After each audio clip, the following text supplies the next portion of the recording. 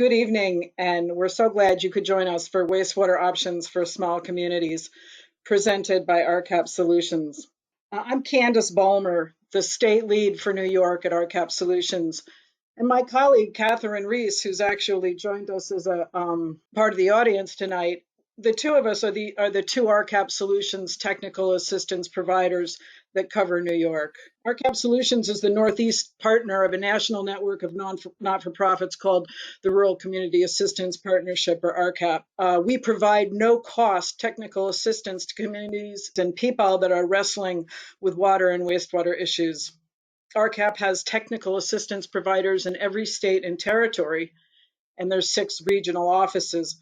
RCAP Solutions staff cover the Northeast states, Puerto Rico, and the U.S. Virgin Islands. RCAP's funding comes primarily from USDA, EPA, and the Department of Health and Human Services. Our workshop tonight is funded through a grant from EPA. We have a really wonderful lineup of speakers. I'm going to start us off with some information about using the Go-To training platform and also give a bit of an introduction to wastewater treatment concepts. But our featured speakers are Brendan Becker and Mylan Jackson, our engineers. I'm not sure why this is jumping automatically. They're engineers with engineers, and they're going to discuss a variety of treatment and management strategies in several communities in the Catskills. Jonathan Churns is project facilitator with Dutchess County Water and Wastewater Authority. He's going to discuss the wastewater system for Pine Brook and Hyde Park and some of the elements of operating and maintaining that system. Erin Moore is an engineer and senior project manager with Ty and Bond. She will be discussing wastewater treatment solutions for several small communities in the region.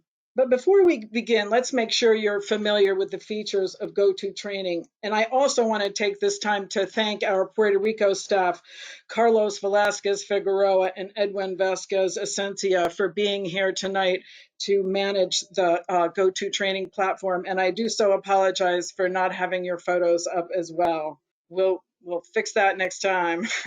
So using the control panel, if you'll note the orange arrow in the top right side of your screen, this arrow opens and closes the Go-To training control panel. The arrow can either be facing left or facing right. If you click it when it's facing right, it's going to hide the panel. If you click it again when it's facing left, it'll open the panel. Make sure that the panel's open right now. Each button on the panel helps you do something. So if you go down the left side of the panel, below the icon for the arrow, orange arrow for the show hide panel, is the microphone button, which if you do find that is green, it's green when you're unmuted, and you're actually globally muted as the audience today. But if you do find that you are, for some reason, green, if you would keep that muted, that would be great. Below the microphone button is your video camera. We're not going to be using the video today. This next button is pretty important, the full screen window view. Each time you press it, it's going to toggle back and forth between the full screen view of the presentation and the Windows view of your screen. So if you're having issues with your view, sometimes it can help to press this button to see where you are. Another helpful hint, if you're having issues with your screen, is to hit the escape key on your computer. And that's also going to take you out of full screen mode. You can also try hitting the purple daisy at the bottom of your screen. This is the Go-To training logo. You can see it there in front of Go-To training, but you can see it at the bottom of your screen, and that will put you into full screen mode. So the hand raise button, I don't believe you see the drawing tool. We won't be using that. The hand raise button is below the Windows view button, and the only time we're going to be using that hand raise button is if you have a problem with the audio or something else computer related. So in the middle of the control panel, you see the individual panes with titles like chat and attendees and materials. These panes can be expanded or closed again by using the buttons on the left side of each of the pane title. So you click the plus sign to open the pane and the minus sign to collapse it again. The chat pane is the one we're going to be using mostly because we can communicate with each other and we won't be using the microphones. If you want to see the attendees, you can expand that pane and see who's here. Another important tool that you may want to use is this pop-out window, which allows you to disconnect a particular pane from the group and move it around the desktop, and you can even make it bigger. And that can be helpful if we're all using the chat together or something, because you can make that chat screen larger. And when you leave the training for the day, you can close out of the GoToTraining platform by clicking on that black X in the top right-hand corner. And if you accidentally log out, just go to the join link in your email again and come right back in. But you might want to make sure first that you didn't just go to the wrong screen view. Another handy control that isn't highlighted here, you can see at the very top of the control panel. Can you see my arrow? The view at the top of the control panel will expand. And if you want to make your control panel stay open, you can uncheck auto hide control panel. And then if you want it to just collapse again, because it's going to collapse on its own after some little time, so you can keep it open by unchecking the auto hide control panel. So again, to expand the let's take a look at the materials pane. You click on the plus sign and it expands and shows you all the materials in there. So you can see a couple of materials for this session that you can, if you haven't already downloaded them, you can open them up and download them to your computer. When you want to collapse that control panel again, you just hit that minus sign and it will collapse that pane. So when we're using the chat, again, click on the plus sign and that'll open it up. Down below there, you can choose who you send the chat to. So you can select chat with the entire audience and everyone can see that. You can chat with organizers only. So just the organizers are going to be able to see that, especially if you're having computer issues, that's a good thing to use. And you can also chat privately with someone. And you can see in this example, John Smith is the organizer, is selected as the single person. But before other speakers get started, I wanted to take a few minutes to walk you through some basic wastewater treatment concepts. First, wastewater treatment is a biological process. The substances in the wastewater are food for the microorganisms. As they eat, they break down the material in the wastewater into simpler compounds. So successful treatment is all about making a comfortable home for the microorganisms. We want to provide them the space to live, the food to eat, and the oxygen to thrive. Most of the organisms, the microorganisms that are doing the wastewater treatment work, are bacteria. And most of these bacteria are aerobes or aerobic bacteria. Aerobes use gaseous oxygen from the environment to help them break down their food. And of course, what's their food? The food is the material in the wastewater. Let's look at the processes involved in wastewater treatment. First, we collect the wastewater, then we separate the solids, then we treat the waste, and then we disperse the water and dispose of the solids. But whether we treat wastewater in an individual septic system or a huge wastewater treatment plant, the processes are the same. For example, in a septic system, water is first collected in the house, then it's piped to a septic tank where the solids can settle to the bottom and oils and greases will float to the top. The settled wastewater is piped out to the drain field where it seeps into the soil from small holes in the pipe. The soil is where bacteria and other microorganisms live and do the treatment. But this slide illustrates that the processes are fundamentally the same whether wastewater is treated in a septic system or a wastewater plant. At a wastewater plant, household wastewater is piped away from the home and transmitted to a wastewater plant in a sewer. Solids are settled out in large settling tanks. The settled liquid goes one way to be treated. The solids, also called sludge, are sent elsewhere for processing. Once the liquid is treated, it's discharged to a surface water like a stream or an ocean. In smaller systems, the treated wastewater may be discharged below the ground where it can disperse. By contrast, in a septic system, settled wastewater is treated in the soil and is also dispersed there. Treatment of sludge generally involves squeezing out the water.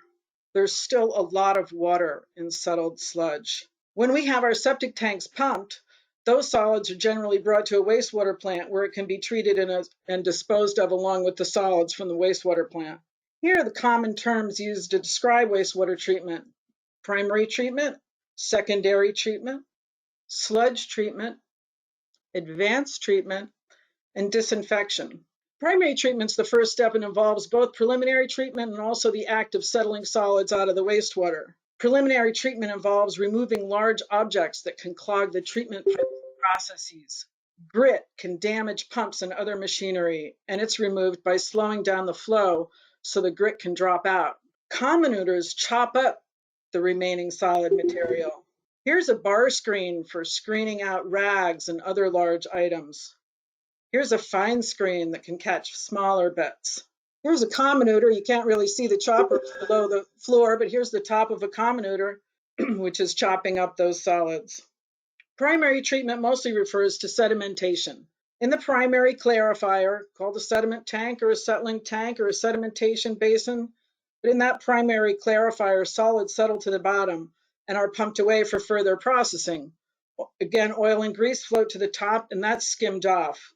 The settled wastewater now proceeds to the next process, secondary treatment. It's important to note that the solids that will settle have been removed, but there are still plenty of solids left that are dissolved in the wastewater. How can a solid be dissolved in the water, you may ask? Well, think stirring sugar into your coffee or salt into some soup. Here's a primary clarifier. Again, solids are settling to the bottom where they're collected, and a skimmer is collecting the floating oils and greases. The settled wastewater spills over the weirs and is transmitted to the next stage. Secondary treatment is a biological process whereby bacteria convert the dissolved solids in the wastewater into settleable solids. These solids can then be captured by settling them out in another settling tank, the secondary clarifier. Here's a photo of a secondary clarifier. Organisms that do the business of wastewater treatment can live either attached to something solid or free floating in the wastewater tanks. Some conventional systems that use attached growth are trickling filters, sand filters, and rotating biological contactors, or RBCs. Some processes in which the bacteria are free floating include activated sludge processes, oxidation ditches, and lagoons. Here's an example of a trickling filter where the bacteria are growing on stones or plastic media. The rotating arm circles over the media and sprays the wastewater over it. Here's a sand filter you're going to learn more about today. Trickling filters and sand filters can be found outside or covered in a building like these examples. Here's a rotating biological contactor unit serving the village of Saugerties. Inside the structure are a series of discs. This is a look inside an RBC for a residential treatment application. So bacteria will attach themselves to the discs. The discs are rotated such that the bacteria are alternately dunked into the wastewater and then exposed to the air in a continuous cycle. In an oxidation ditch, wastewater circles around within the oval-shaped unit. Air is supplied through the brush aerators, such as are seen here, or by another type of aeration mechanism. This oxidation ditch serves the town of Woodstock. You can see those brush aerators stirring up the wastewater.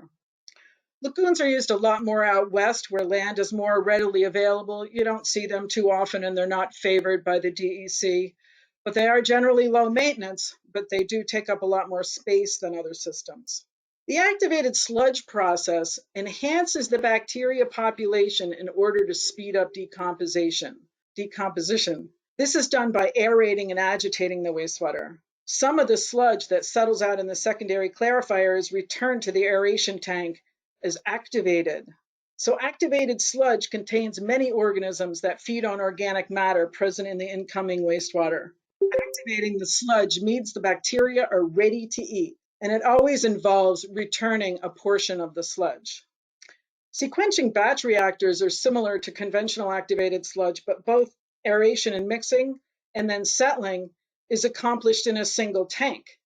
You run the air for a while and then turn it off and allow the wastewater to settle. It's a very robust type of system that can handle fluctuating flows easily. Sludge treatment.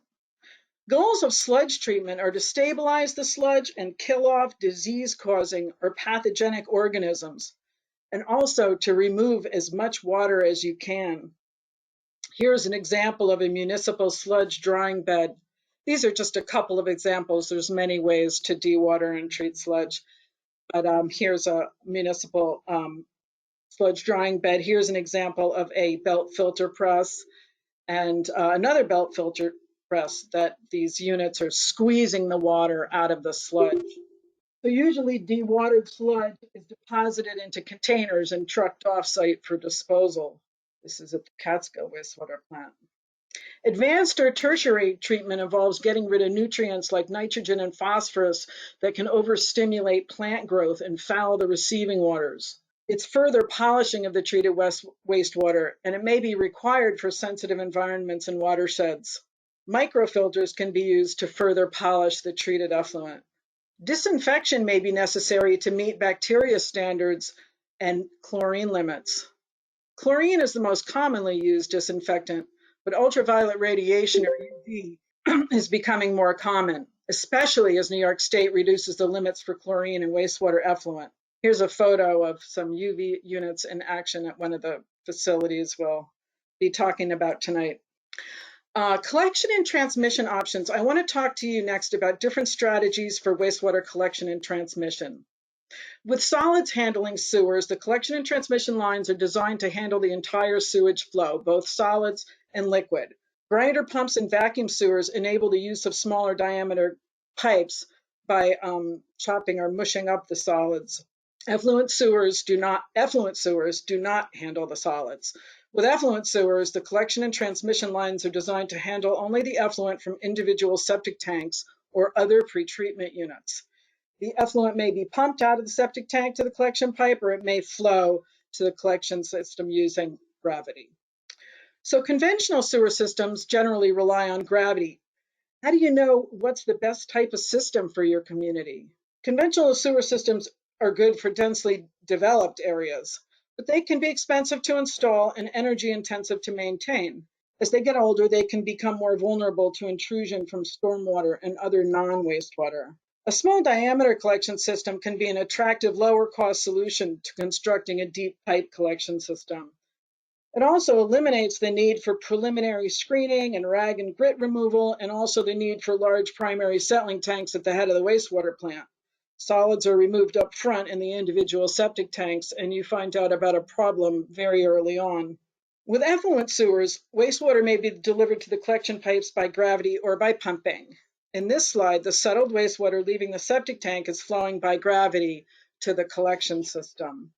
In this example, settled liquid effluent from the septic tank is being pumped to a low pressure sewer. Here's an example of the septic tank with the effluent pipe inside it that's pumping the wastewater up to that small diameter collection pipe.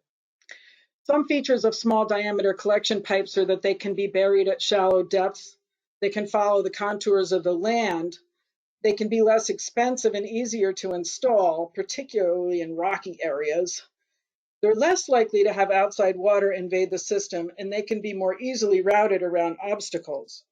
So effluent discharge or dispersal. Once the wastewater is treated, the liquid must be dispersed. It can be discharged to a stream or other surface water, or it can be disposed of into the ground. That's called subsurface discharge. Here is the mound system in Hillsdale, where treated wastewater is being discharged and where it's being dispersed. Subsurface disposal is an attractive prospect, especially for small communities. Some advantages include there's fewer treatment components, lower capital cost, simpler operation, lower O&M costs, and also less restrictive regulatory requirements. Operator certification requirements are also less. Well, all well and good, you say, but how am I going to pay for a system? There are three major infrastructure funding programs for water and wastewater systems in New York. USDA Rural Development offers low-interest loans and sometimes grants to eligible communities. The State Revolving Loan Fund, or SRF, provides subsidized interest rate loans that can go as low as 0%. Some limited money is also available for needy communities. The CDBG program is a grant-only program for the most financially needy communities. RCAP Solutions can assist you with evaluating your eligibility for these programs. Just reach out to one of us and we can help you out. So that concludes 6:21. I'm a minute over. So without further ado, please allow me to introduce our next speakers, Brendan Becker and Mylan Jackson. They're professional engineers with Lamont Engineers, and they, along with our other speakers, have a lot of experience helping small communities with wastewater projects. Okay, I guess we're on. You're on. I'm Mylan Jackson with Lamont Engineers. With me is Brendan Becker. We're a small firm out of Cobleskill, New York, and we also have an office in Saugerties, New York. We've got about 20 people on staff. We've been around since 1980.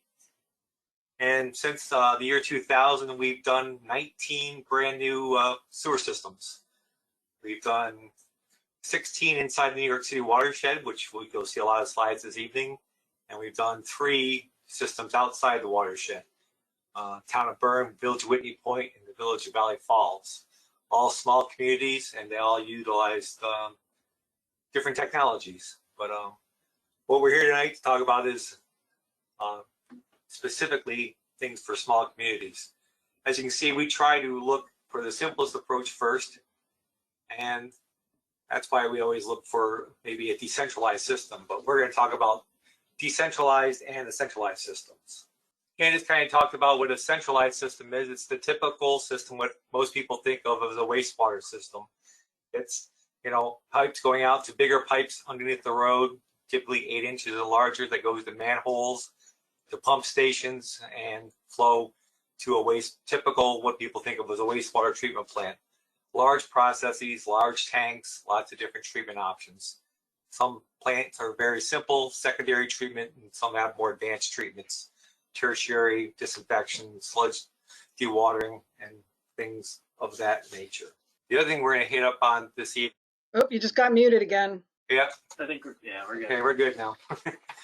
We're also going to talk about decentralized systems, and decentralized systems are typically very small systems, and they can range anywhere from a septic maintenance district where a community takes care of everybody's on-site leach fields and maintains their septic tanks, to cluster systems where you have a small group of houses go to a subsurface disposal field, or even a community system where maybe the whole community goes to several cluster systems, or maybe one large subsurface disposal field. And those are typically called decentralized systems.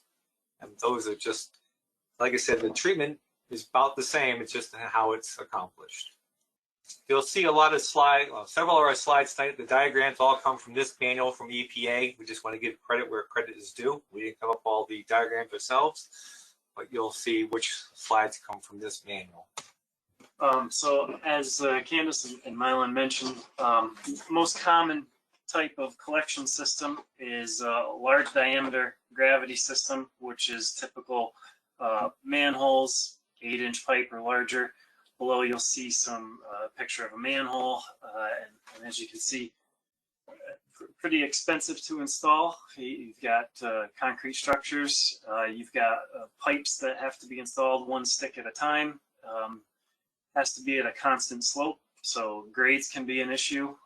You can have obviously a combination of gravity and pump systems, but most of the time it's an expensive install with a lot of restrictions as far as what you can do.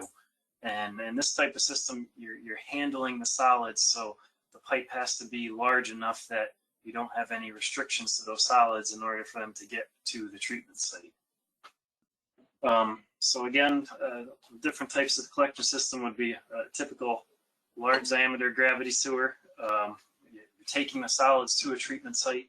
The alternatives would be small diameter gravity sewer, where the solids are either going to be treated at the site with a septic tank, and then the effluent is just going to another site for treatment, or you're using a method of pumping or a vacuum to move those solids to a treatment site.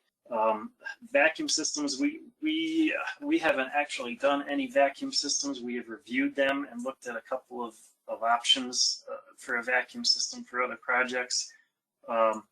They have their benefit if you have restrictions in your ground, in your terrain. If you have very high rock, shallow rock, where you can't put a gravity system in because of the restrictions of rock and having to either drill or hammer the rock out to get in a conventional system.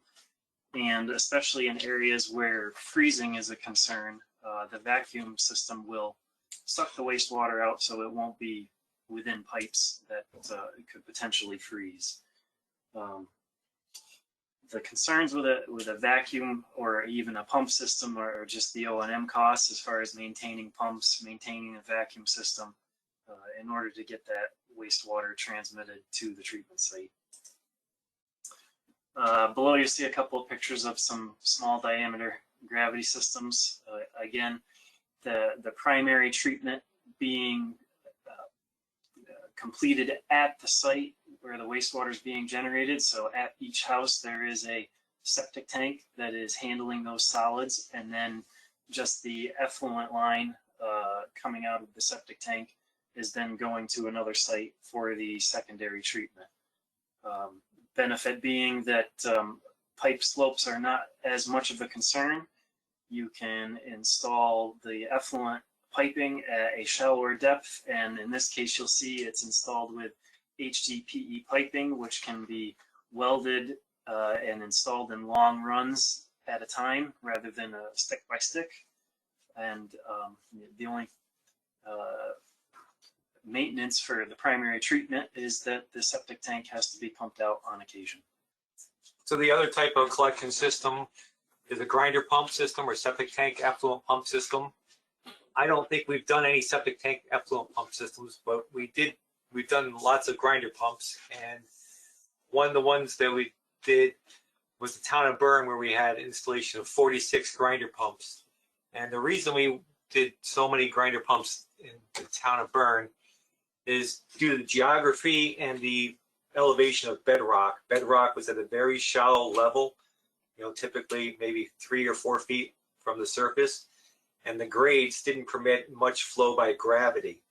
There was a lot of up and down all over the hamlet, so that just didn't lend itself very well to a gravity system. So we put a lot of grinder pumps in here. And the unique thing about the town of Bern, which we were able to do, was we were able to get the grinder pumps for each house, and sometimes we teamed up houses on 2 houses on a single grinder pump, and in 1 or 2 cases we had 3 or 4 houses on a single grinder pump. When we did team up the houses, we would make the grinder pump, it's the same size pump, but the wet well of the pump would be a little larger to store some more liquid in there. But we were able to get the cost of the grinder pumps included in the project and installation of the laterals, so the connection to the houses were very short, which is kind of a unique thing for these type of systems, because very often the lateral connections are all borne by the homeowner. Grinder pumps are good. The challenges with that is you have to make sure that some pumps are not connected to them, because even after the project has gotten going, we still help the operator once in a while track down, because all of a sudden we'll see a spike in flow of several thousand gallons a day. The plant there only treats about 12,000 gallons a day, so when it goes up to 16 or 18,000 gallons after a rainstorm, we've got a really good idea that somebody's connected the sump pump to the system. And we can typically track down who, because all the grinder pumps have hour meters on it, so we know how many hours each pump is running. If we could see a pump that has spiked up in a number of hours, then we typically have a good idea where the extra effluent is coming from.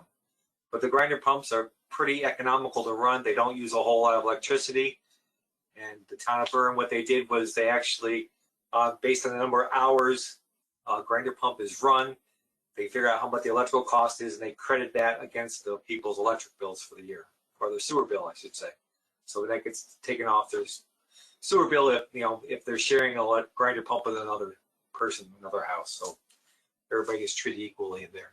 And here's just a typical, the green dome you see is what the top of the grinder pump looks like sticking above the ground.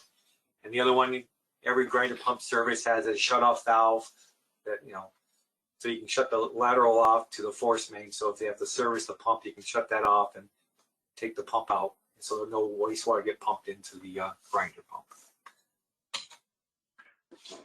So as Candace mentioned earlier, on-site on-site septic system, it's the most simplest form of treatment. You have a septic tank for your primary treatment, and then a leach field, absorption bed, something of that nature for the soil to do the secondary aerobic treatment.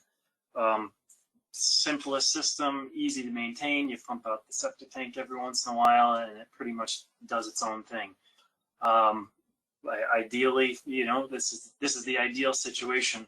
Some communities can get away with a system like this if they have the geology to do it.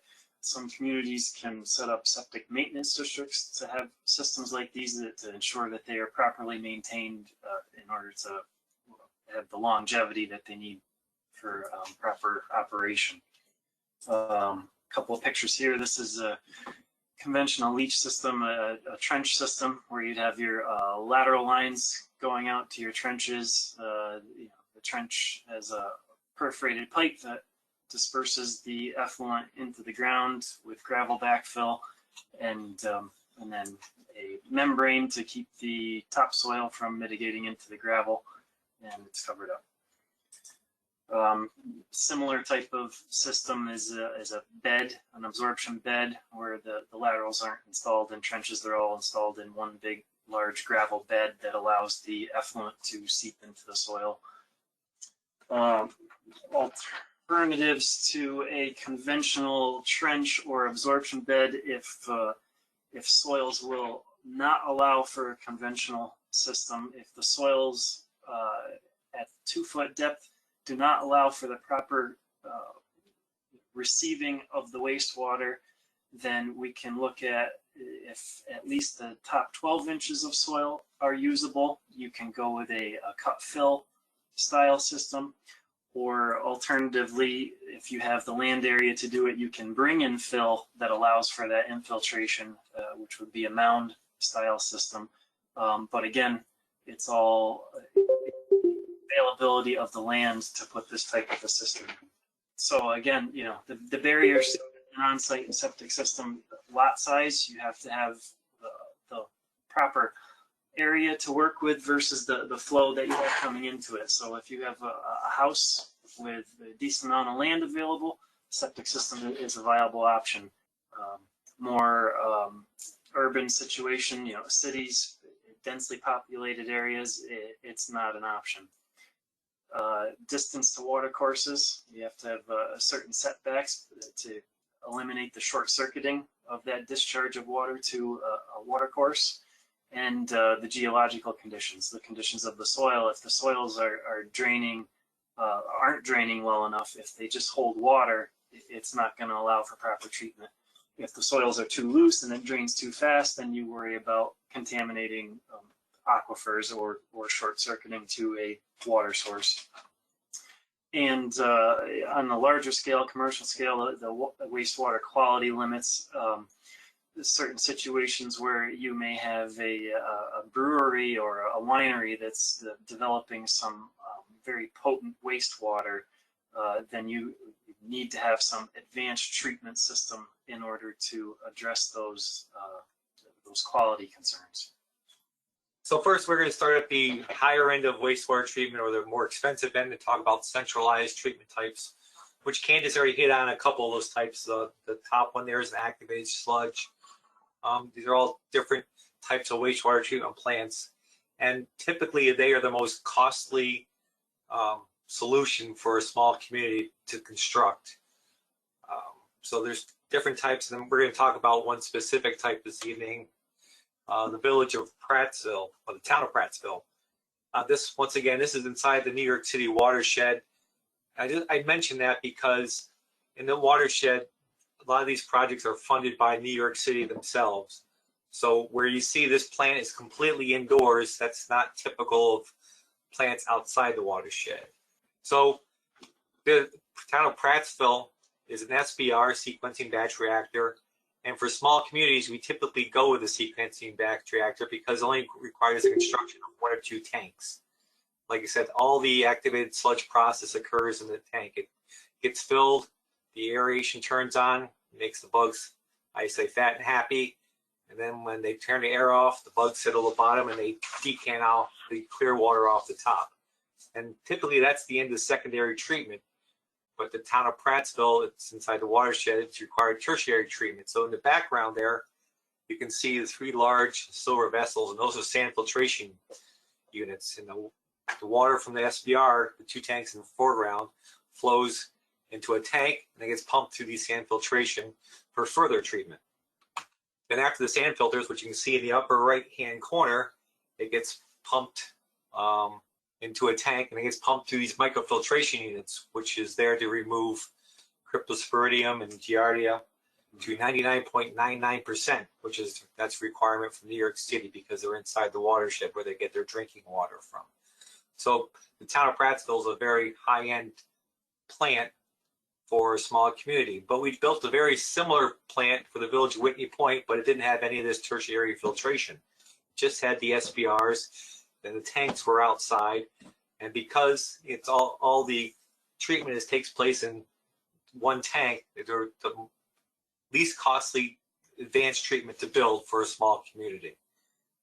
So when the only option is a typical conventional system, SBRs are becoming actually a better choice for a lot of communities because effluent limitations are getting more strict as time goes on. We're seeing, higher ammonia limits, higher total nitrogen limits, higher phosphorus limits, or I should say lower, I guess, but the limits are getting more and more strict or restrictive, and SBRs are more apt to treat to a higher level than other types of plants. So that's the higher end of a plant. This is what like I said, this is inside, and we try to make these plants inside the watershed look like a typical agricultural structure. But that's what it looks like from the outside. One other thing we wanted to mention, the next generation MBRs, membrane bioreactor. Once again, it kind of takes all place in one tank. We haven't done this for a small community yet. We've done this for a brewery up in Cooperstown, Omegang, because they had really high biological loads on the system. And once again, it's cheaper to build a system that all takes place in one tank as opposed to building 3 or 4 tanks. And MBRs are really good at doing all the process treatment in just one tank, and due to the high loads, it was a good solution for the brewery Omegang. It's a very high quality treatment system, but also very high energy usage as well. So the trade-off between operating costs and high quality of treatment. So decentralized systems, again, trying to take our community wastewater system and get it back as close to we can as an on-site septic system in order to reduce construction costs and reduce those operating costs. Separation of the primary and secondary treatment, we would be looking at having the primary treatment on site with septic tanks so that we can separate those solids and loosen the restrictions as far as our flow to a centralized treatment system for the secondary treatment. The effluent doesn't have such an issue with slopes, or if it's pumped, we can get around any issues with bedrock or high groundwater. This is a couple of pictures from the town of Ashland, which is a decentralized system. They have septic tanks on site at each home or every couple of homes. Some of them can be clustered together to tie into one tank. The solids are settled out at the septic tank, and then the effluent flows out of the septic tank with the HDPE piping, which then can go to, in Ashland's case, most of them go to cluster pump stations, where the pump stations then pump the effluent to the treatment plant, which you'll see down in the lower left corner. And the treatment process at that point for the effluent is a recirculating sand filter. And then again, also the microfiltration, as Mylan mentioned, for the Prattsville plant, because it is also located within the New York City watershed, so it has to meet those certain effluent limits with the microfiltration. So it's almost drinking quality water that comes out of these treatment plants. So in regards to Ashland and Prattsville, we'll talk about discharge types. Ashland and Prattsville are both surface water discharge, meaning that there's basically a pipe that goes out and dumps into a water course. So for that reason, the effluent limits of that plant are strict because it is going directly to a water source. So you have the issues of higher restrictions on what's going out of the plant. Specifically, as Mylan mentioned, sometimes it's required, or most of the times it's required with disinfection. Common ways to disinfect are with chlorine, and now we're seeing more and more restrictions on limits of chlorine disinfection. So on top of chlorine disinfection, then you have to dechlorinate, and more push to do UV treatment as an alternative for disinfection, so that you're not over chlorinating the water that it's getting discharged to. And as another alternate for discharge is discharge to a wetland for possible tertiary treatment. The effluent is discharged to a wetland. The plants and bacterial in a wetland can actually provide some additional treatment before that water gets to a water course, which is a river, creek, stream. And Mylan will talk about that a little bit further down. So with what we try to push for as much as we can is a subsurface discharge, because the restrictions on that discharge is so much less than a surface water discharge. This is an example of a bottomless sand filter, which is similar to like those absorption beds you would see in the residential systems, where you would get that sand filter treatment and then it would dispose directly to the soil below it. One project we were able to do was up in the village of Cooperstown. The wetlands you see there were actually constructed for stormwater runoff from, I can't remember the name of the road, but it was utilized there, and it was just over the hill from the wastewater treatment plant. Well, Cooperstown had gotten hit with higher phosphorus or lower phosphorus limits and lower ammonia limits. So we were able to secure some funding for them and propose a project where we took the effluent from the secondary treatment plant, pump it over the hill to the wetlands. So we just constructed a pipeline and a pump station. And as you can see the wetlands, if you look to the kind of the right, there's a little forebay, and to the left is the larger wetlands. And the good thing about the wetlands is there really is no O&M cost to it. Somebody has to maintain it or mow it once in a while, but it's just all a natural process. The bad part of a wetland is winter. When the vegetation dies off, the treatment becomes less effective in the wintertime. So far it's been working okay for the village, and it's a treatment process out there. There's actually a plant out near Syracuse, I believe it's Cazenovia, but I'm not 100% sure, where they've set up a actual wetlands that treats water to a secondary level, like runs in parallel to a conventional plant as kind of a pilot study. So very unique idea if you ever want to look into a wetlands for a treatment option. So decentralized systems often require pre-treatment, as we talked about in Ashland.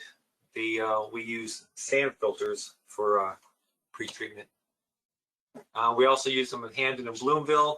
I believe this is Hamden, where once again inside there's a recirculating sand filter where we collect the effluent from the septic tanks. We collect it, well, sorry, in Hamden, there's septic tanks at the plant. It just all goes through septic tanks at the plant. And we pump the effluent through this recirculating sand filter that you see on the lower right-hand corner there. And well, we just distribute over these sand beds. And even though they're called sand filters, you'll be surprised it's actually little stones. It doesn't look anything like sand. Very small stones. It's just the media. The media is just there for the bugs to attach to and grow on. It treats the wastewater. And the water gets pumped over the beds through sprinkler heads like you see for golf courses. And it just sprays over that. Now these work well up here inside, because in the wintertime, ammonia removal is greatly affected by temperatures. The colder it gets, the less effective it is. So these work well upstate. In the winter with lower temperatures, keeping it warmer inside above freezing. We also did this in the town of Bern, which is outside the watershed. And it has a tougher time because it's actually inside a building, but it's not insulated or heated at all. So it has a tougher time reaching ammonia limits in the wintertime. And actually we had to adjust and took the sprinkler heads off in the town of Bern. In the wintertime, just let it kind of bubble out the top of the distributor pipes so the water wouldn't freeze. One winter it was so cold, I gotta find the picture next time I do this presentation. It formed these giant ice mushrooms of where the sprinklers sprayed out over the sand beds. So that was one of the lessons learned we learned from that project. But the recirculating sand filters are very low maintenance. You just have to rake them once in a while. They just go on a dose pumping cycle. You can adjust the how often they're dosed and how much of the flow is dosed. Typically, if you have 3 beds, you're only using 2 at one time. You always have 1 bed at rest. And so that's one of the pre-treatment options. And this one in Hamden, actually, after it gets treated through this, it gets dispersed to a subsurface disposal field. Oops, did we miss one? There we go. Yeah, with subsurface discharge options, there's several different technologies out there that can help with treatment, as far as infiltrators and biodiffusion chambers, like the Elgin drains that you can install as part of your leaching system to help improve that treatment during that leaching process into the soil below. Another possible solution with leaching into trenches is alternating fields or dosing trenches.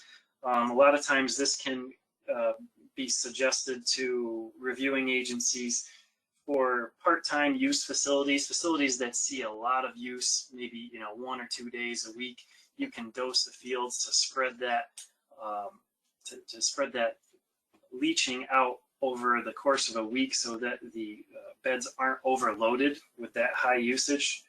The other thing, we've been able to do this on a couple projects in order to reduce the size of fields or reduce the amount of reserve area required for future expansion or repair of the system. Just because when you're dosing the leach fields, it gives a full charge to certain areas of the system so that other areas can be resting, and you're not constantly feeding a low dose of wastewater to all parts of the leach system. Here's a couple of pictures of one project we did for boys camp that obviously sees a high flow on the weekends in the summer months, and we proposed alternating flow to different leach fields within the property, mainly because they had a decent amount of area to do trench systems, but the area had all different perk rates all throughout it, and it wasn't quite enough to have reserve area to allow for them to do a conventional system. So as an option, we were able to dose the system at different times, and based on how long we pumped our dosing pump, we could dose individual beds at different rates with different flow rates based on the percolation rate of the soil.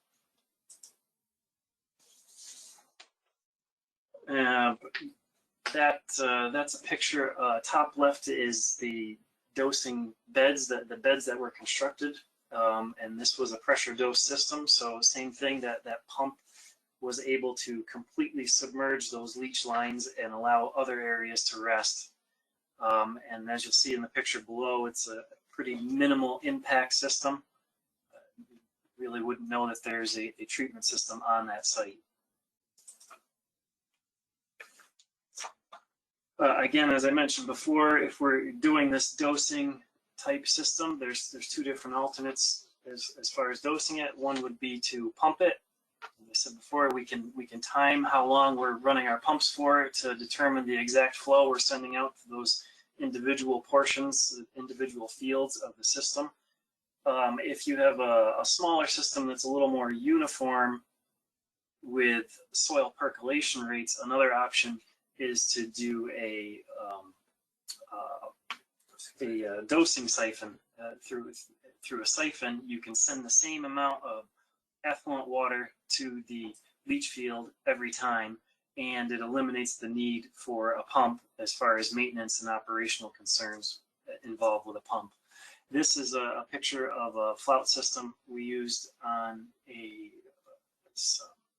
think it was a small commercial facility. And this one is actually an alternating flout. The mechanics of it allow to one flout will draw down the water in the tank, and then it will automatically switch to the other one so that they are alternating to different beds each time that the system fills up the tank to the level that it needs to dose the leach field.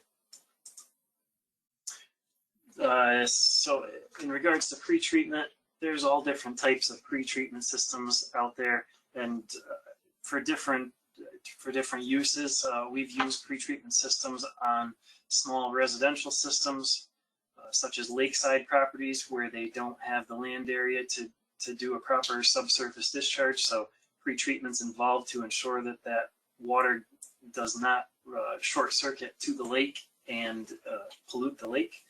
A couple systems shown here are like a foam media-based system.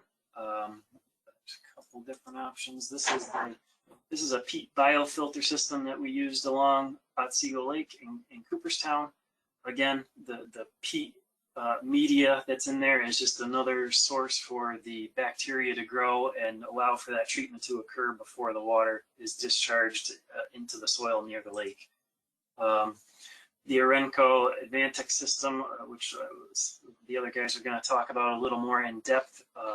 This is a system, again, in the New York City watershed that was approved to be used for the town of Lexington. They are a small diameter collection system that comes to a centralized treatment point, and these Advantex treatment pods are used to pre-treat the wastewater before it goes to a subsurface discharge. And again, it's just another alternative media for that secondary treatment.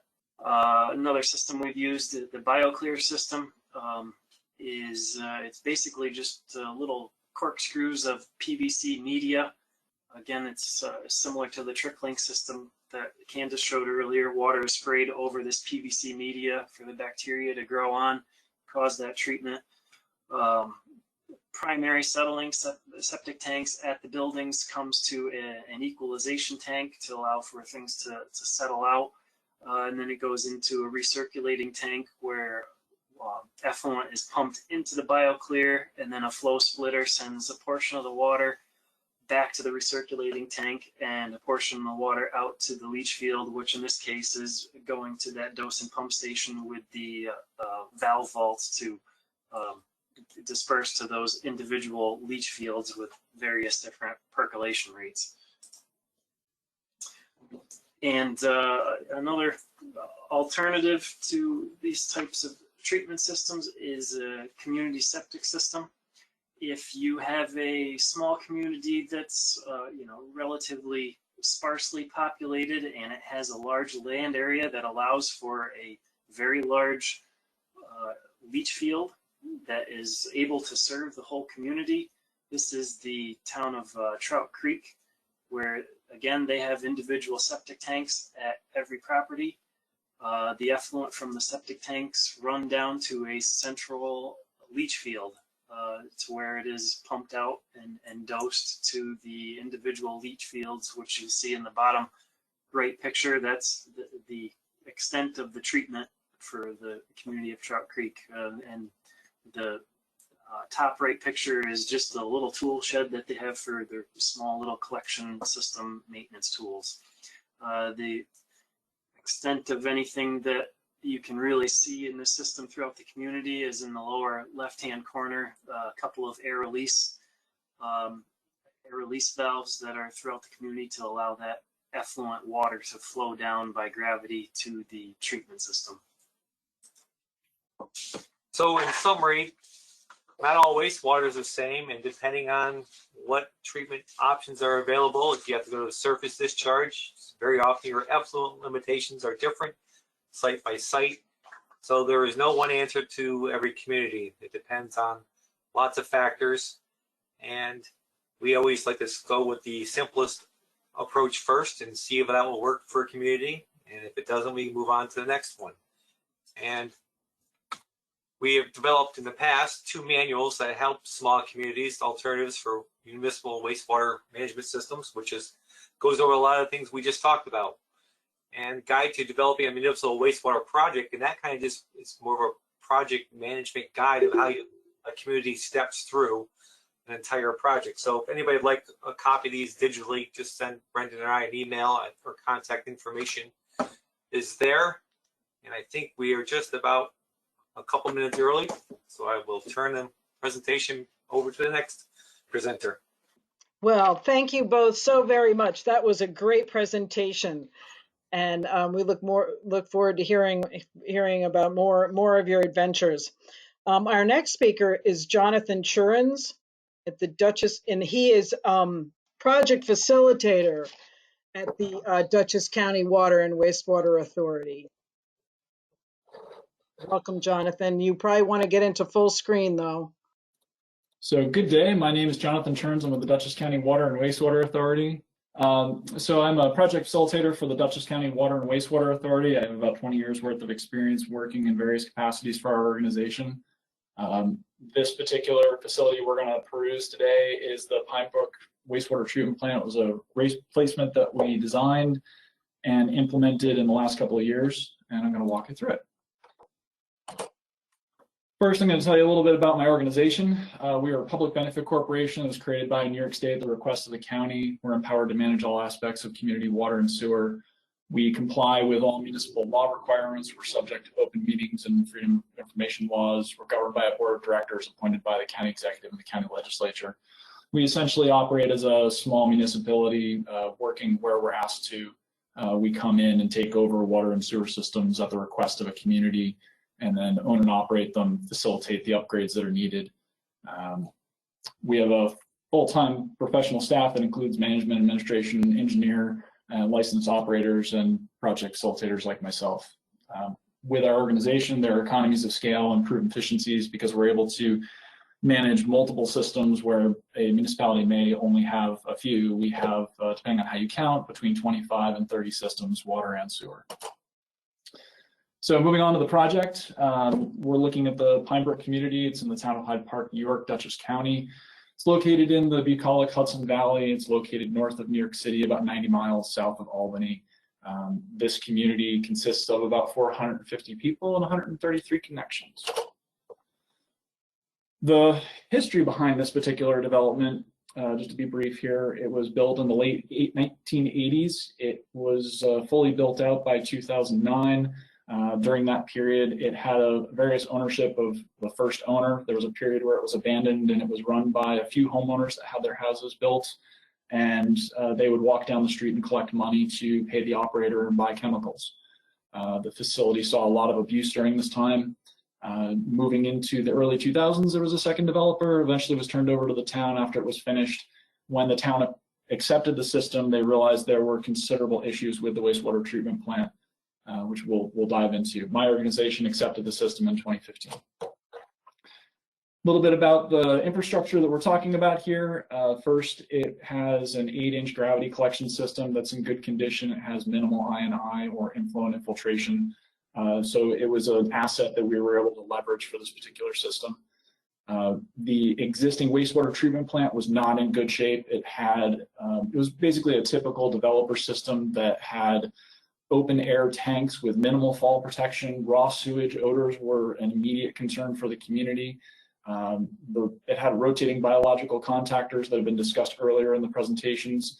These rotating units are large and they have shafts and media that were failing regularly, and those can be very expensive repairs for the facility as it's aging. The facility also required blowers to move the fluids around, and they were very noisy in this facility. They had no noise protection, and they were essentially run to fail. As we accepted the system in 2015, several of the blowers were in complete failure, and we were scavenging parts from other sewage treatment plants and trying to keep them operating. At one point, we ended up just putting small pumps in with garden hoses to meet certain requirements under our permit. The portions of the treatment plant that were covered inside of a building were in a wooden building, and over 30 years, if you can imagine, a wastewater treatment plant is quite damp. It's probably not the most ideal structure to put over a wastewater treatment plant, and it was near collapse when we took it over. An interesting fact, during the winter when you would walk through, if it was the right conditions, it would snow inside the building. There are steel tanks that were installed. These were pretty typical for a developer, and most of them through the facility were basically imminently about to fail. And we were using plywood, duct tape, bolts, and whatever we could find to hold the plant together and keep it from falling apart. This facility, as you can imagine, had a history of environmental failures that were violating its discharge permit. It's a surface discharge to the majority kill, and it was causing contamination. There were health hazards from the facility where they were causing backups into occupied structures upstream of the wastewater treatment plant. Essentially, this facility was a noisy, stinky, generally bad neighbor to have in your community. And as we mentioned a couple times through the presentation now and in the future, there are worker and community safety issues through this facility where there were open tanks with minimal protection from keeping people from walking up from the community and looking in, possibly falling in. As we looked to develop a solution for this facility, there were certain problems and challenges that we needed to overcome. First, we have a very small receiving stream with a strict permit. We're surrounded by regulated wetlands. We have an extensive amount of exposed and buried rock that we had to consider when we were looking at the options for a treatment system. We wanted a system that continued to only have 1 hour a day for a part-time operator to manage it. This community is a very quiet residential community, close-knit, buildings very close together. And in the picture here, you can see the wastewater treatment plant has the little icon on it, and you can see that the homes are just a stone's throw away. The existing plant site was very small, at less than an acre, and we needed to squeeze our wastewater treatment plant improvement into that space.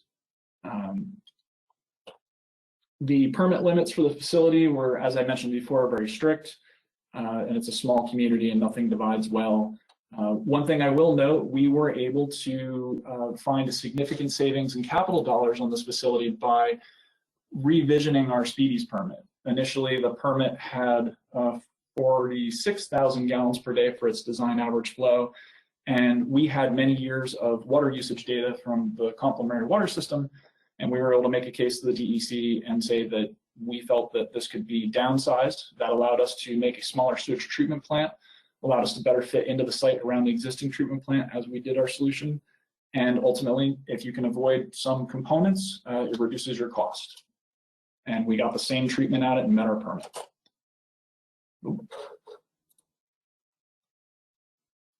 So we went through a series of plans and studies to reach that point. First, we did a full plan evaluation.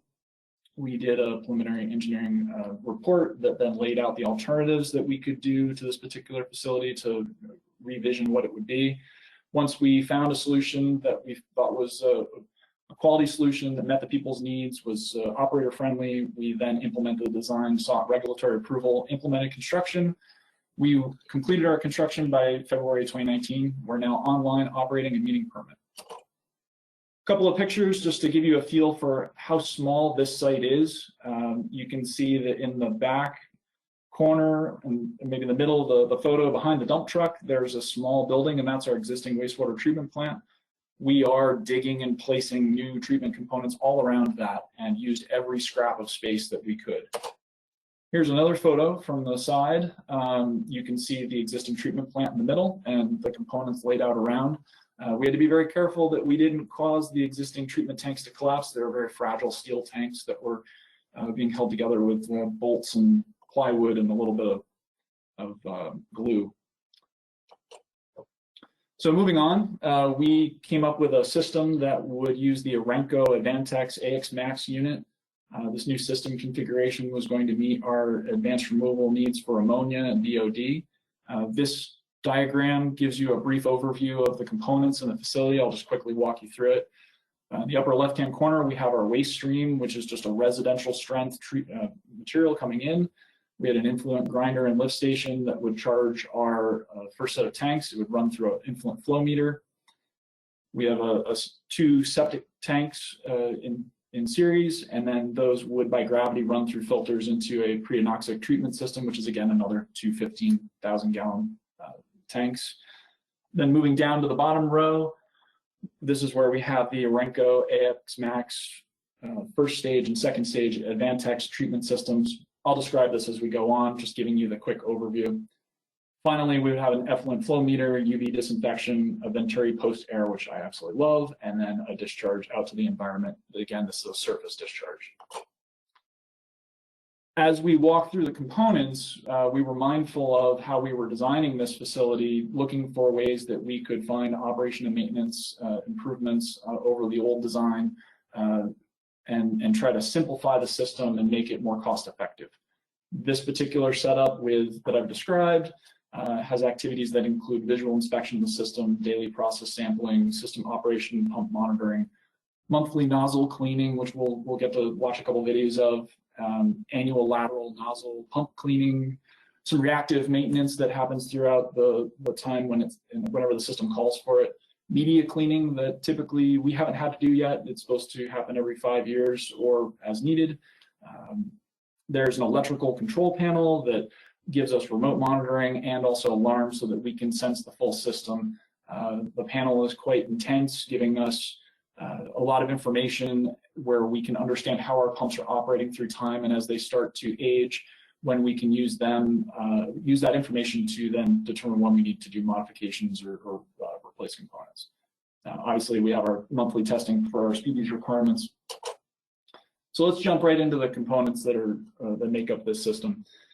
After we bring our waste in, we've ground it up, we've pumped it through our flow meter, it goes to our septic tanks. This is probably one of my favorite parts of the system, where we have a simplified solids management system. Normally dealing with your solids in a regular wastewater treatment plant, you have all kinds of points where the operator's interacting with the materials. These septic tanks are large, they're in series. The first one takes the main hit for the solids and does a very good job of separating those out. I'll discuss that a little bit more as we go on. But it is a very cost-effective way to deal with your solids. This is probably very akin to when you talk about a distributed collection system where you would have septic tanks at a house. What we've done here is we've taken the tankage for 133 homes and put it into our first 2 septic tanks. So with our septic tanks, we do regular monitoring of the sludge, the scum buildup. We have tools for doing that, so we can gauge it, and we do that on a quarterly basis. There's a potential significant savings for anaerobic solids reduction up to 90%. This comes from the biological action occurring in these septic tanks, where you leave the tanks operating for a long period. We're monitoring them so we understand the characteristics of our sludge, and we're able to understand when we may need to pump them early. The manufacturer seems to be indicating that we can go up to 9 years. There is a significant savings in cost if we can avoid hauling 90% of our sludge over that time period. I've mentioned the reduced handling. There's also a reduction in odors because we have these subterranean tanks. Although I will mention the lids are held with bolts that you need to make sure that you don't strip. And we're currently looking for a new solution to make sure that those hold on. There's a gasket, and you have to make sure that it's solid, and that's my current challenge as of last night. Ultimately, these tanks are subsurface with locking lids. You'll see that as we move through the different photos. We believe this provides improved operator and public safety over the old installation, which was open air tanks. So my video started there. My assistant will pull out one of the filtering units, and we can talk about that. We're still looking at those septic tanks. At the end of our 2 15,000-gallon storage tanks, we have what are called biofilter tubes. This is an Orenco product.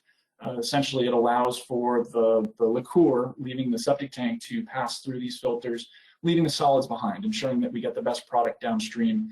It does a lot to remove the total suspended solids, and really is where a lot of effort occurs. It's passive treatment, and it's a good system and reduces our contact with the system on a regular basis. Typically, we find we need to wash these filters out about once a quarter, just for so that we don't have an alarm that occurs in the middle of the night. My assistant here is about to hit the filter with the garden hose, washing down the outside, shooting down the middle, and then we'll eventually use a bottle brush essentially to kind of swipe the inside and then hit it one more time with the garden hose. It's been running for about 1.5 years, and we find it to be a very effective system and gives us a very good start on getting good treatment. We've seen these installed at other facilities, and we're pretty well excited with them. Here you can see the wand is coming out. And I'll just wait for my assistant to just swipe down the tube, and you can see how it cleans it up a little bit. And then I think we'll start to move on. So these dual particle filters do a good amount of work for us. The last thing I would mention at this point in the system is that we do have a high water alarm that alerts us to if we have a situation.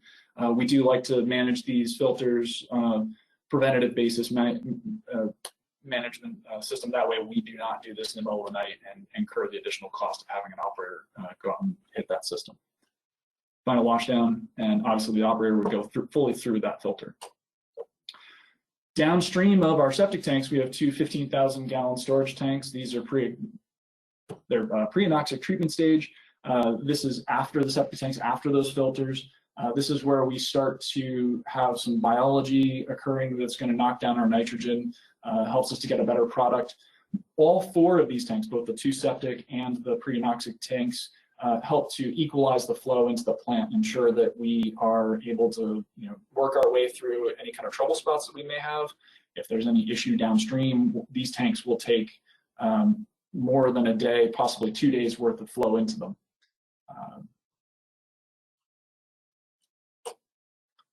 Downstream of the pre-anoxic tanks, we have 6 AX Max treatment systems. These are packed bed filter systems.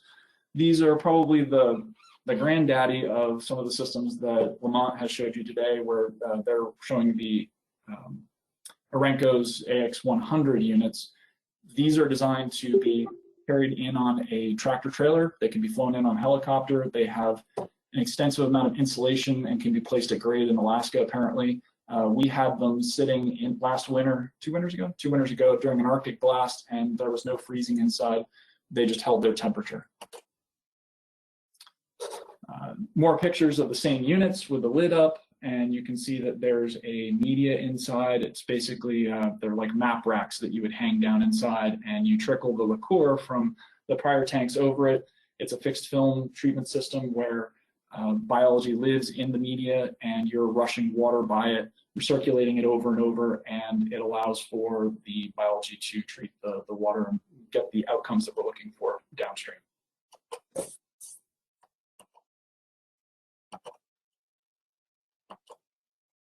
So this is the emitters in action, and these are units that spray the liqueur over the media and help the biology to do their thing.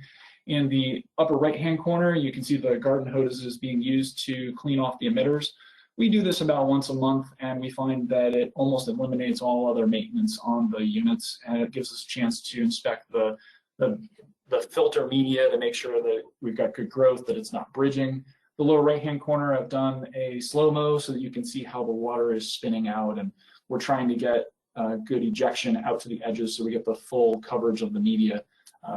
We did let these emitters go for an extra month or two once, and we found that they started to build up biology, and then they stopped working as well. But even with the water dripping straight down through the media, we ended up getting our treatment outcomes that we expected until I had Candace over for a presentation. But we washed them down with a garden hose, and almost immediately within 2 days, the treatment process came right back into spec. As we move away from the Arenco AX Max units, we move into planning for the future. Right now, this particular sewage treatment plant is receiving water from wells, so we have high alkalinity, high hardness, which changes the chemistry of all those different components upstream. We have a plan or about to implement a new connection to another water system, which will be a surface water, completely changing the chemistry, and so we'll need to add alkalinity so that we can balance our equation and get the ammonia reductions that we anticipate. So as a part of that, we've included a room with dry storage and an alkalinity injection system. We'll use a soda ash as the material that we'll add to the system as needed to make sure that chemistry is the way we anticipate. The operators consider this to be very friendly and are excited to use it when we get to it. I will note In the picture on the left side, you'll see that there is a sludge judger with a yellow handle on it. That is the device that we stick down into the septic tank and can characterize both the scum floating on top and the sludge on the bottom. UV disinfection. This facility has a very strict UV chlorine requirement. Basically, we couldn't test for what the DEC was requiring, so we had to go with UV for disinfection. The model unit here is very effective, and we have had no hits for E. coli downstream. The fecal coliform, it is a functional unit. It could be maybe a little less. It is a good system. It requires a little bit of maintenance to keep it in check, and that maintenance requires daily swiping of the glass. There's a little wand on the right side of each one of the units that the operator uses to swipe. Probably once a month or every other month, we do a chemical treatment just to make sure that there's no buildup of materials from the sewage passing by the bulbs. Change the bulbs as we need to. At this point, after a year and a half, we have not changed any bulbs.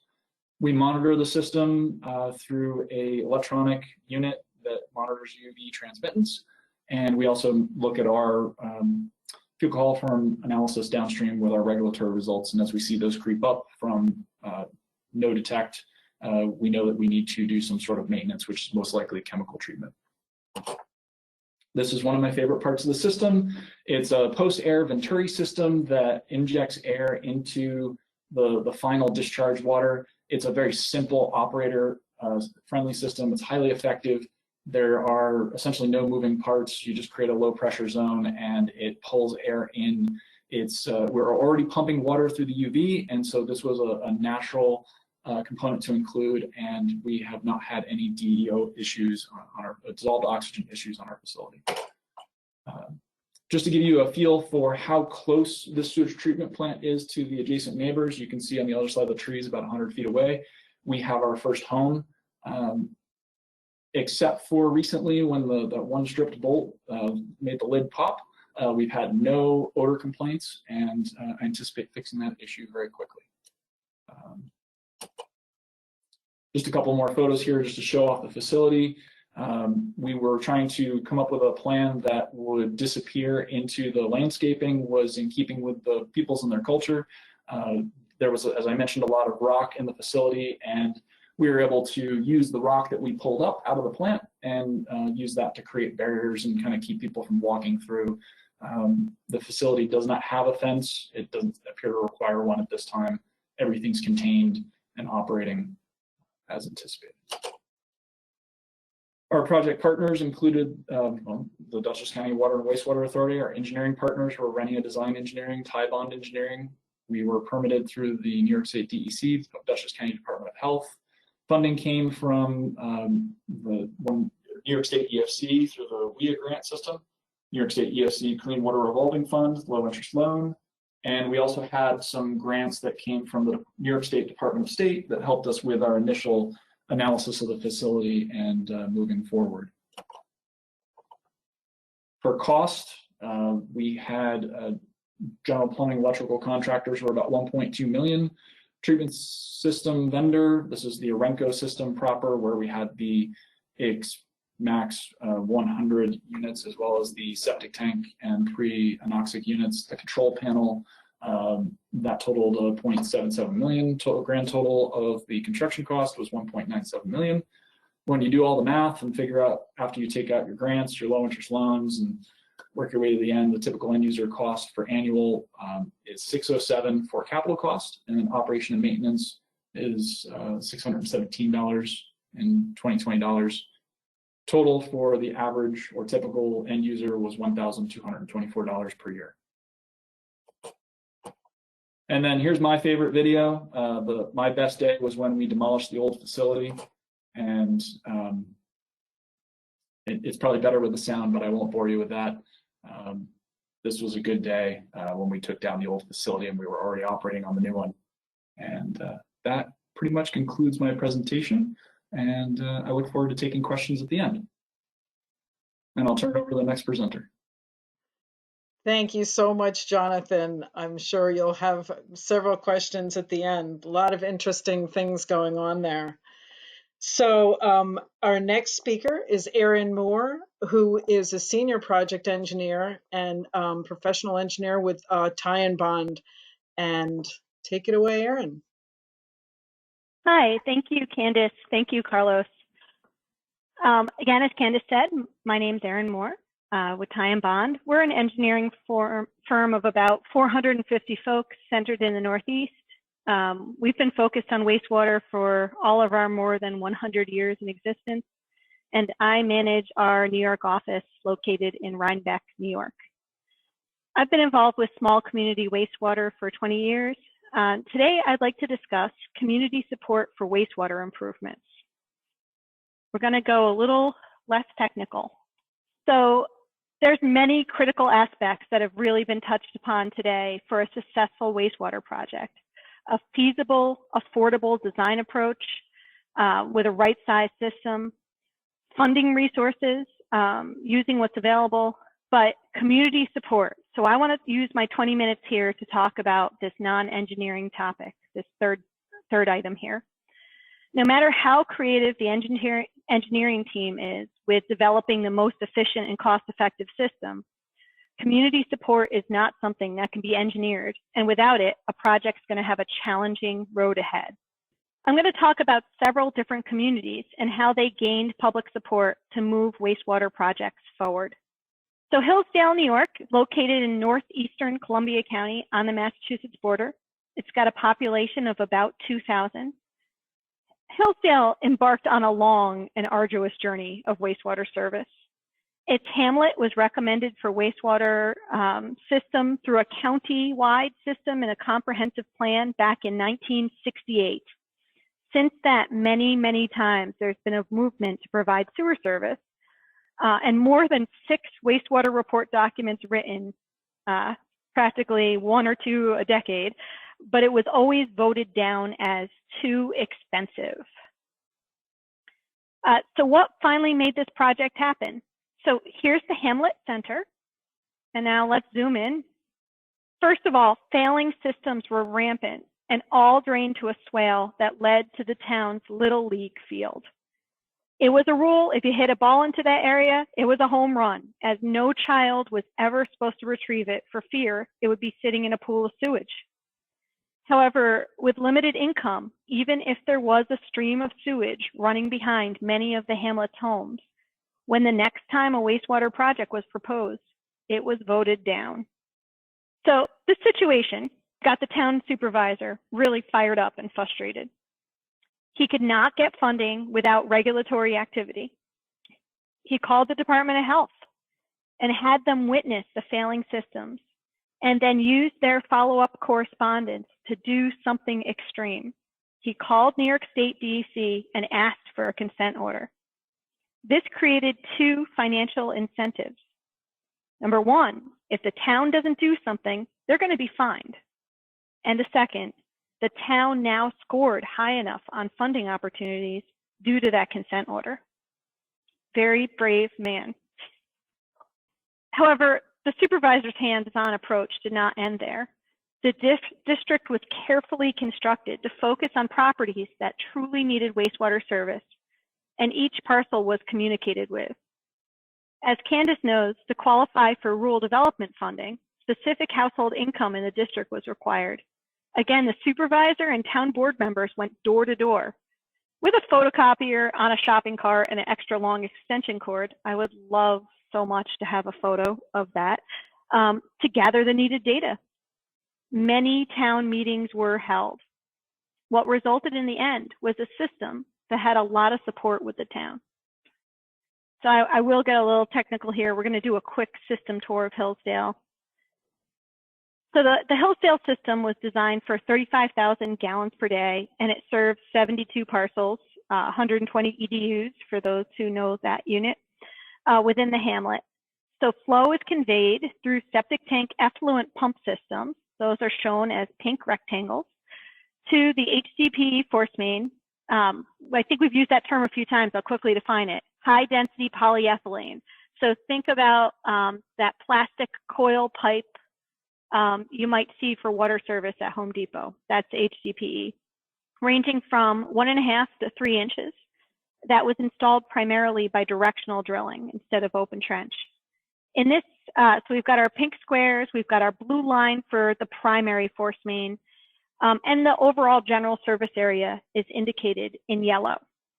Step systems, which were the pink rectangles on the previous slide, are housed in septic tank and withdraw from the clear portion of settled wastewater in the septic tank between the sludge and the scum layer.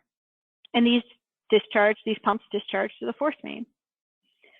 So, I really like these pink rectangles. The Hillsdale Wastewater Treatment Plant is located here in the pink rectangle to the east of the hamlet. It consists of a control shed, a flow meter, anoxic and recirculation tanks, 7 Arenco Advantex biofiltration units, an effluent pump station, and subsurface absorption beds. So I'm just going to quickly go through those components. The control shed, that's a very typical garden shed. It houses the control panels, the electrical panels, the generator panel and transfer switch, the flow meter output display, sampling supplies, and some other operation and maintenance supplies. The generators right next to the control shed. The flow meters located in the influent force main before one of the tanks. It's a mag meter and appropriate for wastewater. The treatment system includes 2 30,000-gallon fiberglass tanks. These should look very familiar, just like Jonathan Churin's project had a few of these. The first tank acts as an additional septic tank, and the second acts as a dosing tank, utilizing pumps to dose the Advantex units. The Advantex biofiltration units also have been described by Jonathan. These are the smaller AX100s. They're 8-foot by 16-foot by 3.5-foot deep units. And the effluent pump station sends flow to 2 of the absorption beds while 1 is resting. Given the very high level of treatment from the other system components, the absorption beds are mainly used for disposal of the treated effluent. We're not looking for the soil to add additional treatment from these units, even though it surely does. So this slide just summarizes some of the costs. This system was back in 2006. So in 2006 dollars, we've got 2.4 million. It is important that that includes some land acquisition costs and the legal costs for that land acquisition, which was a little bit contentious. The access road also does run through a wetland, so that involves some creative design. So what this shakes down to as far as a cost per EDU, EDU stands for equivalent dwelling unit. So in this case, think of that as a single family home. $792 a year. At that time, the EPA Affordability Index in the 2000 census was, for the 2000 census, values of median household income in Hillsdale put a $803 affordability, and the 2010 was $1,035. So certainly the total annual cost for a single family home was beneath those affordability levels.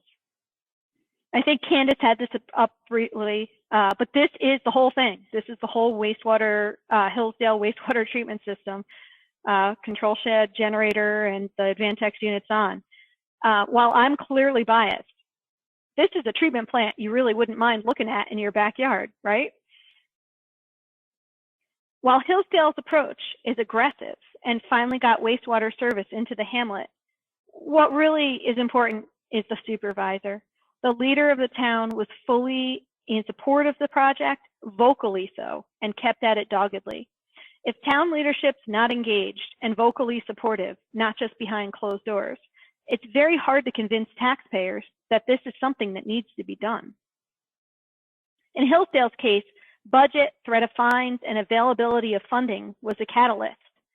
However, environmental concerns can be a strong influence on community support. While not the design engineer, our tie and bond office was originally located in the village of Red Hook in northern Dutchess County, and I serve on the Economic Development Committee. The village has a population of about 2,000. While economic concerns were also highlighted, at the time of Hoosick Falls and Flint, Michigan, Red Hook connected far more with its residents on a water quality standpoint. Working with Bard College, 2 surface waters and 6 groundwater monitoring wells were sampled for evidence of impacts from septic contamination over a several-month period. In communicating the findings of this research work, the village emphasized the need to protect their wells and showed how septic contamination could be shown in monitoring wells, and then presented costs to install treatment systems should septic system pollute municipal wells. The need to preserve drinking water quality connected strongly with the public. They also had a very strong public engagement program, multiple informational meetings, postcards, and the mayor handed out keychains to everyone in the district. Luckily, I may have been the happiest person in the district to receive a toilet keychain, given my status as a wastewater engineer. But this type of PR really resonated strongly with the community. The system construction is going to start in spring. However, like Hillsdale, Red Hook has a cautionary tale. The village first tried to get a sewer system approved in 2008. However, working together that previous time with the adjacent town of Red Hook and Dutchess County Water and Wastewater Authority. While intermunicipal approaches are better funded, and in this case address the needs of both communities, town residents were not in support of the system, and the project failed to progress, even with funding in place. Strongly consider the pros and cons of intermunicipal approaches, especially considering the differences in municipal law between villages and towns. A system in one area can always be expanded through a new district, especially if strong consideration of this was given during design. But sometimes it can be very hard to get 2 different communities on the same page at the same time when trying to form a system. Red Hook clearly shows how 2 different district boundaries can result in 2 very different outcomes. Typically, regardless of where we think the greatest need may be, we always start with a wastewater survey that aids in documenting where people have been experiencing system failure or have high groundwater conditions that indicate potential problems. So it's a tale of 2 villages. In each, support of the Main Street area and enhanced economic development was the impetus for the wastewater planning stage. Luckily, both also have strong municipal leadership engaged. However, in our first community, survey results showed people acknowledging problems throughout, often randomly sprinkled here and there, but there was no solid concentration of wastewater complaints outside the downtown area. In the second community, results clearly indicated the business district was the center of the noted problems and concerns, and even residents outside of the business district frequently commented, noting the area as a problem area, but also indicating general opposition to service anywhere else. So while the motivation for these 2 communities was exactly the same, after strong public communication, it became clear that only a plan that would sewer the entire village would be supported in our first community, while only a plan that just addressed the business core would be supported in the second. So I've mentioned economic development a few times, and I'm currently working with several communities where stunted development is the main focus of the sewer system.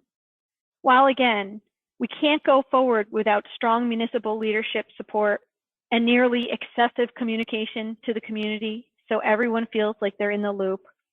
Businesses who want to expand and see a more vibrant commercial area often have a tremendous ability to advocate, as they typically already have an organization in place. Any community with a business alliance offers a way to rally members and be vocally supportive. When engaging stakeholders, businesses should be a first priority and a message tailored to their concerns and benefits communicated. Which brings me full circle back to Hillsdale. So this is a snip right off the town website. It's short, so I'm going to read it. A series of town-led initiatives in the years after 2000 have helped Hillsdale experience something of a revival that continues to expand and reshape the town. For example, after decades of concern, Hillsdale leveraged grants to fund the development of a hamlet sewer district. Years in the making, the result was a 21st century, much admired infrastructure that has enabled new businesses to launch and continues to attract new residents and businesses to the hamlet. I thought it might be interesting to show you some of the images of Hillsdale following up to the SNP just before the sewer was constructed, and then some more recent that have been, since the sewer system's been operating for a while. This is a video rental store, which already, even at that time, was starting to become somewhat of a dinosaur, with second floor apartments above it, next to a tattoo parlor. From an engineering perspective, one of the most notable locations. The tattoo parlor discharged to a buried 55-gallon drum with some holes punched in it. That was it. That was the full wastewater system. Gotta love it. Same exact location. So now here we have the Hillsdale General Store that's got retail on all floors. And it's not a tattoo parlor now, but an ice cream parlor. I know which one I prefer. So in this one, we've got several residences along Route 23. And here, while the first one is still residential, the rest of these buildings extending up to the town square area is now commercial. So the wastewater system really has had substantial impact on businesses in the community, their overall viability, and truly has had some significant impacts on the appearance of the community overall. So here it is again, the essentials to garner community support: engaged and committed community leadership. A grassroots group of concerned citizens and not-for-profit organizations, they can get it going and they can keep going. But without engaged leadership, the progress is a challenge, and after a while, with no support, citizen organizations they get discouraged. Communication, communication, communication. Wastewater is a very unfamiliar topic for many residents. And more frequently, many communities are seeing folks moving from larger cities with wastewater service who've never had to consider what happens when they flush their toilet. Public education that dispels myths and makes everyone feel that there's a transparent process occurring can move staunch opponents toward hesitant interest and sometimes even support, or at least they stop threatening to get their shotgun if that sewer comes anywhere near their property. Discuss environmental concerns and impacts. Now more than ever, clean water issues are newsworthy and reaching more people. Preservation of quality drinking water, pristine rivers, creeks, streams resonate. But it also resonates from an economic standpoint. Can you imagine how hard it's been for businesses and communities who have been in the news due to pollution? Does any business, community leader, or resident ever want to hear a news story about living or working or leading a polluted community? And as many towns and villages in the Hudson Valley they have good economic benefit from tourists who come to enjoy the fantastic environmental resources. That kind of bad PR can have long-lasting impact. The poor city of Poughkeepsie was once berated on TV by Erin Brockovich incorrectly for their water quality, for which she later apologized. While the city's drinking water quality is excellent, they're constantly haunted by the perception of dirty water. Build your service area for success, even if this means being really flexible with the boundary, less efficient, or breaking it into phases. If you know a specific neighborhood is going to be vehemently opposed and it does not pose a public health risk, does it absolutely need to be a first phase connection area? The Red Hook Village substantially reduced their service area to an area of critical need. While other communities knew to gain full support, a plan that presented a path forward for the entire village was critical. And finally, get the business community mobilized and part of the process. A thriving downtown area needs cafes, pubs, restaurants, and these places can't succeed with failing wastewater systems. Foot traffic for restaurant destinations equals shoppers at retail businesses. So while retail may be a lower wastewater generator, The foot traffic associated with dining is what brings shoppers to the door. Most businesses know this balance well and appreciate its impact on their bottom line. Thank you so much for your time. I'm really happy to answer any questions you may have about these projects or any other projects I'm involved with. Thanks. Carlos. Thanks. Wait, Candace. Carlos, don't take her down yet. I'm going to ask you some questions that are coming in case you may want to take from your presentation to illustrate something. I'm not sure, but we'll wait a minute before we move you off. That was so interesting and such a wonderful counterpoint to the technical side, where the rubber hits the road is truly community support. So let me just take a look at some of these questions. Let's see. For Aaron, do you think this project will not have happened without the leadership? I'm assuming that is the Hillsdale project. The list of previous attempts is almost a decade by decade list. In the 70s,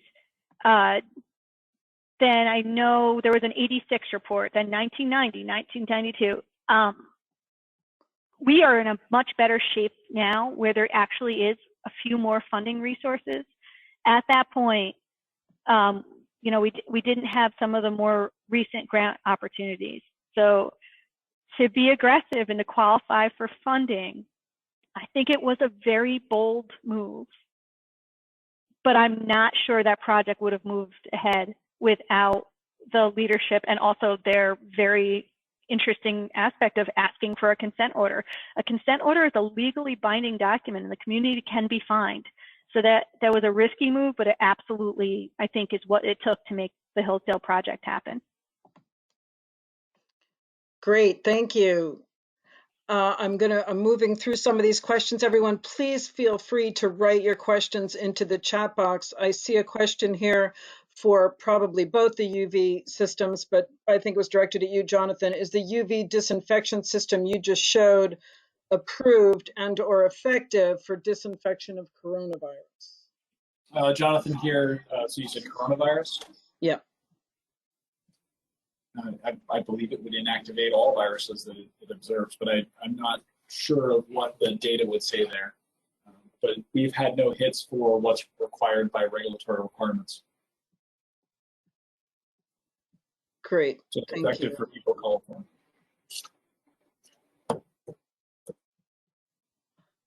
I think we had a question about sand filters. Does sunlight pose issues, algae growth? How is the sand media clean, backwashed or media replacement? And this is for Brendan and Mylan. Sunlight wouldn't affect it negatively. Like Mylan said, the biggest issue is temperature. So probably if anything, it helps. As far as the media for a sand filter does have to get replaced every so often. I think it depends on the loading of the plant, but usually every few years. Just skimming for questions here. I see John Schwartz has chimed in that UV is good for cryptosporidium and giardia. Come on, keep those questions coming in. You guys must have questions. Does anyone else have any questions or comments or anything to share? Are you anxiously waiting to go check out the debate tonight? Hi, Kenneth. This is Edwin. I have a few questions that I collect from the people. One is from Rebecca Novak. It's asking for the indoor sun filters. Does the sunlight pose issues? Algae growth, how the sun in the media is clean? Backwash or media replacement? You know, I just read the question. Sorry, I was preempted you. I didn't mean to stop you from that. but I went through, I saw the 3 questions that Okay, we just perfect. announced, and I'm not seeing any other ones. So I didn't mean to cut you off there, but I see we're getting a nice pat on the back. Excellent presentations to all. Yes, this has been a wonderful event, and I'm looking forward. I really like something Brendan, or maybe it was Jonathan, said about yeah, the next time I give this, and I was like, oh, good. I hope all the speakers will be willing to redo this event. I know it was pulled together quickly and just easily and wonderfully, and I'm so glad we were able to pull it off. But we're hoping to reach an even wider audience the next time we give it. But I'll tell you what, if you have other questions that you think of as you mull over the different presentations, just shoot me an email and I'll make sure I pass it on to all the presenters to chime in on, and we'll get back to you.